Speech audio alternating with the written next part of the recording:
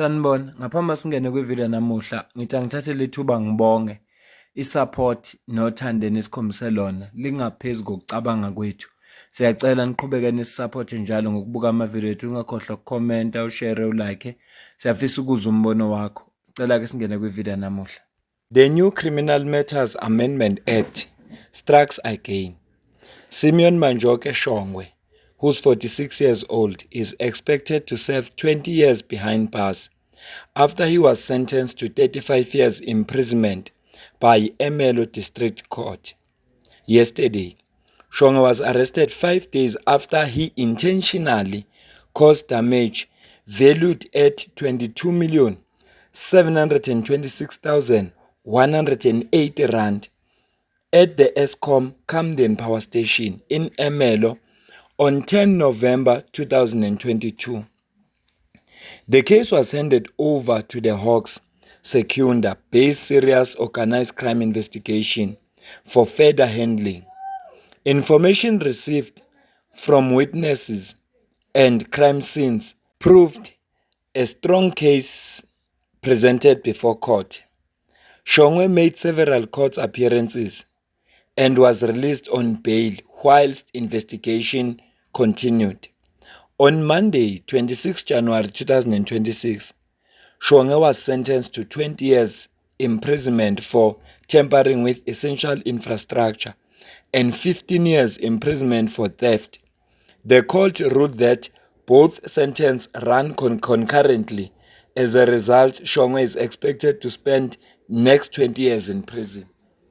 Angeke ngichaze lento. uShongwe le ugwetshwa amacala amabili awehlukene. Cala lokuqala usentencwe 20 years for tampering with essential infrastructure. Then wayese egwetshwa u15 years for icala lokweba. Ithi ke inkantolo lamacala lawa azorana concurrently, okusho ukuthi azohamba kanye kanye. Yingakho ke kugcineni kosuku egcine sezoseva 20 years ngoba u15 ukuhlangene nalo ya 20. Njengoba kuthi uhamba kanye kanye, uma eno 1 day ejele uzobe no 1 day nakulesigwebo sika 15. Ngakho ke uzohlala iminyaka ewu20 esejele. Noma ke i-justice system yethu is-slow.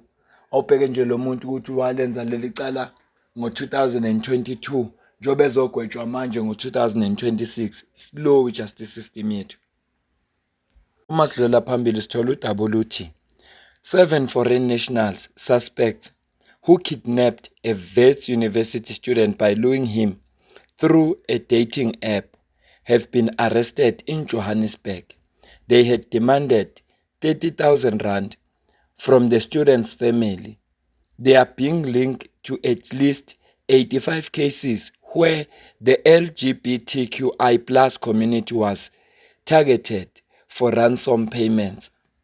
Ayikho ke into engijabulisa njengale.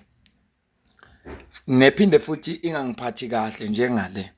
Ngiyajabula mabeboshiwe labantu. Kodwa ingiphathi kahle ukuthi kunabantu abasuka ezweni labo bazokwenza ukonakala la eSouth Africa. Lokho nje kukodwa kubakhombisa ukuthi ba-undermine imithetho la eSouth Africa. Ilokho nje ubuye kungiphathe kabi. SAPS Mpumalanga arrested a 26-year-old Lesotho national for tampering with essential infrastructure on Friday, 23 January 2026.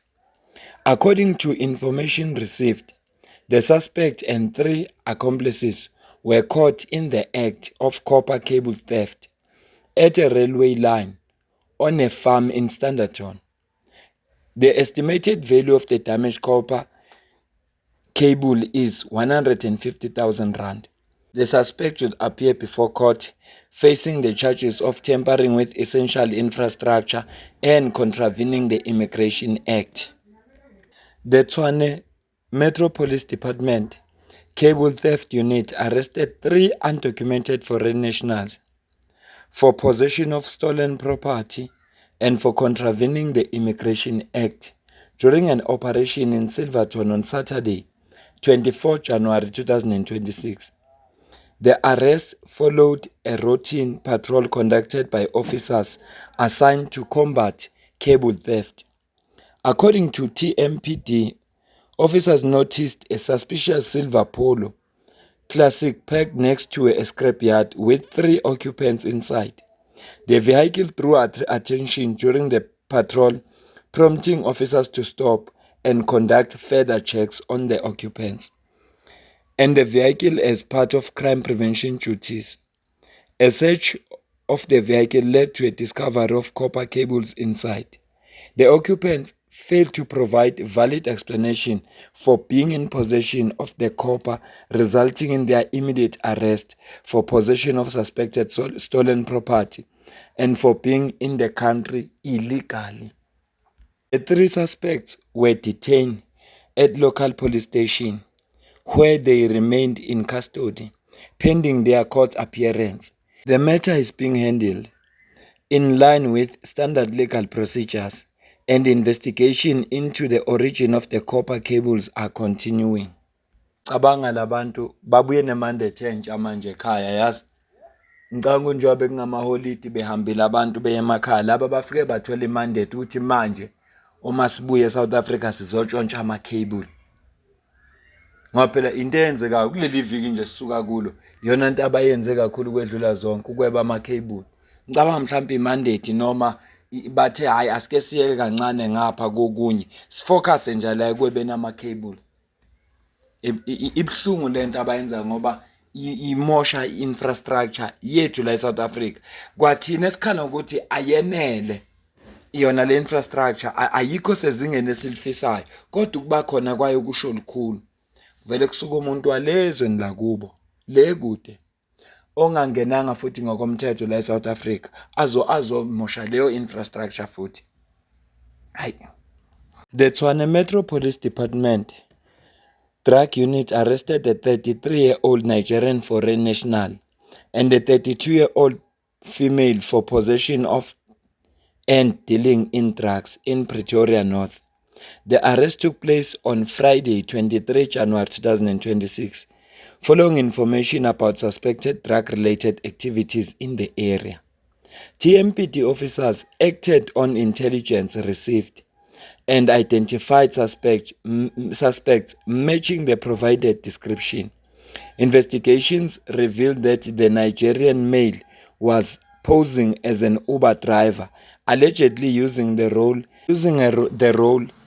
as a cover to distribute drugs in Pretoria North and surrounding areas.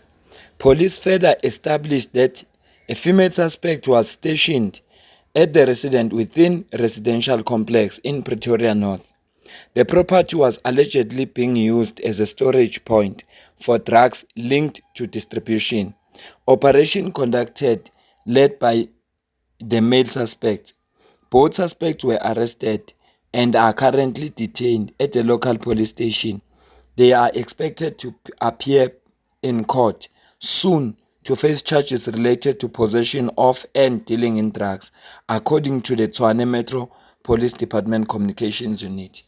Sylvester Peterson, who's 46 years old, a former employee of Department of Home Affairs in Calvinia, was sentenced on Monday, 26 January 2026, after being convicted on all 9 counts of fraud. The Calvinia's Specialized Commercial Crime Court handed down a 5 years direct imprisonment for fraudulent activities involving the National Population Register. Peterson's crime took place between February 2019 and September 2022. She manipulated the National Population Register by issuing false BI 1663 form to register victims as deceased. Using these fictions death, she claimed funeral benefits from 4 reputable insurance companies, nominating herself as beneficiary, resulting in the combined financial loss of 334,634 rand. In addition to the fraud sentence, Peterson was convicted on 2 counts of contravening Section 311D of Birth and Death Registration Act 51 of 1992. For these charges, she received 12 months imprisonment, wholly suspended for 5 years, She was also declared unfit to possess a firearm as part of court sentencing. Major General Stephen Mabuela, provincial head of Hawks, commended the investigative and prosecution team for their work on the case. Peterson's conviction and sentencing mark the conclusive of a 3-year investigation into her manipulation of official records and unlawful financial gains at the expense of insurance companies. Ya, kwetshiwe ke usisi lo. Ukwetshiwe ngempela usisi lo akayoseva naye. Ngoba yonke into umuntu ayenzayo inomvuzo wayo. Akayoseva usisi lo. Angiyibambe le video. Izwi lami liyabaleka. Angazi noma ngingena umkhuhlane na. Ngicela ukuyibamba le video, ngicela ukuze ukuphawula kwakho la comment section. Ngizwe ukuthi wena ubona kanjani kulolu daba esixoxa ngalo. Noma mina into engiphatha kabi nje kuyilokuthi kusuka abantu emazweni akubo bezoganga la ezweni lase South Africa. Leyo nje ngiphatha kabi. Hayi kancane. Futhi abantu mabemoshe infrastructure. Ngoba uma thina sesingasawuthola ugesi sizoba nenkinga. Kanti kunomuntu osuka ezweni la kubo wazoganga la okubhlungu. Labantu bavikelekile la eSouth Africa. Kunama institution njengo South African Human Rights Commission abamele abasahlali basemjondolo abamele labantu. Ngeke kubenze lutho. Bese kuba amaphoyisa athatha intshontsho kubo nsuku zonke. Ibona abantu abenza ukuthi izwe lakithi libe nje. Ngiyabonga khona.